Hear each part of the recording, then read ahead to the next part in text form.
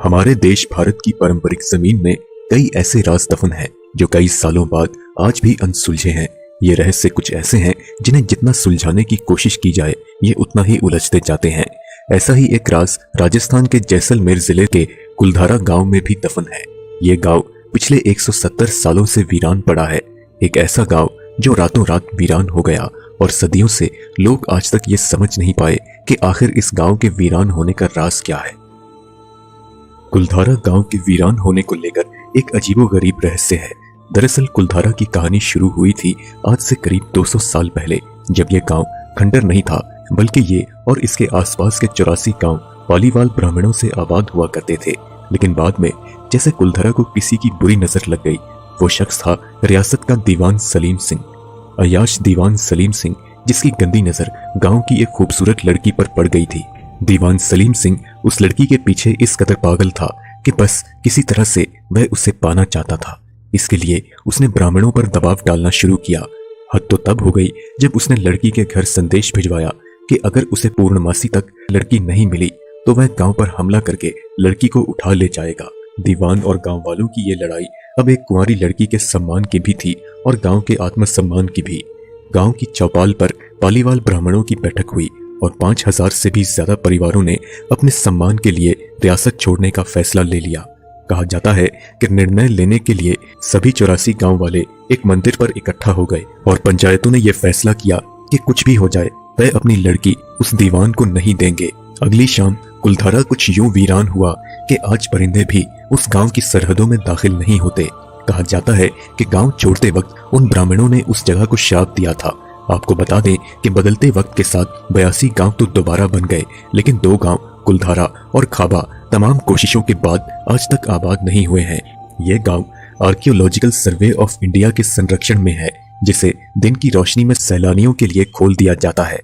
कहा जाता है कि ये गांव आत्माओं के कब्जे में है। टूरिस्ट प्लेस में बदल चुके कुलधारा गांव घूमने आने वाले लोगों के मुताबिक यहाँ रहने वाले पालीवाल ब्राह्मणों की आहट आज भी सुनाई देती है। उन्हें वहां हर पल ऐसा अनुभव होता है कि कोई उनके आसपास चल रहा है। बाजार के चहल पहल की आवाजें आती हैं, महिलाओं के बात करने और उनकी चूड़ियां और पायलों की आवाज हमेशा ही आती रहती है। प्रशासन ने इस गांव की सरहद पर एक फाटक बनवा दिया है, जिसके पार दिन में तो सैलानी घूमने आते रहते हैं, लेकिन रात में इस फाटक को पार करने की कोई हिम्मत नहीं करता।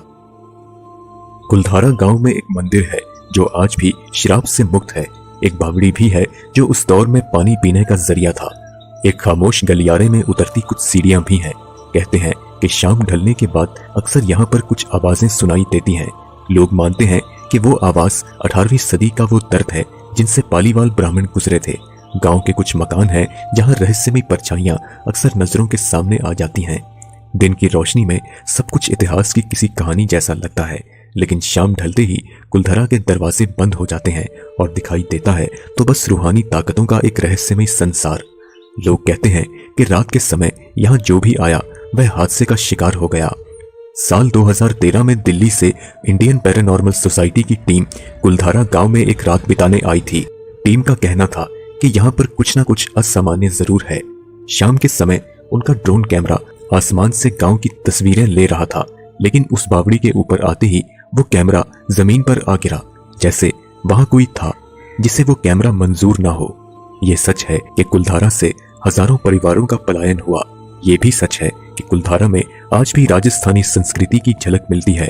पैरानॉर्मल सोसाइटी के उपाध्यक्ष अंशुल शर्मा ने यह बताया कि उनके पास घोस्ट बॉक्स नाम का एक डिवाइस है जिसके माध्यम से वह आत्माओं से बातें कर सकते हैं। उनकी टीम ने कुलधारा जाने के बाद ऐसा ही किया। कहीं कुछ आवाजें आई तो कहीं असामान्य रूप से आत्माओं ने अपने नाम भी बताए।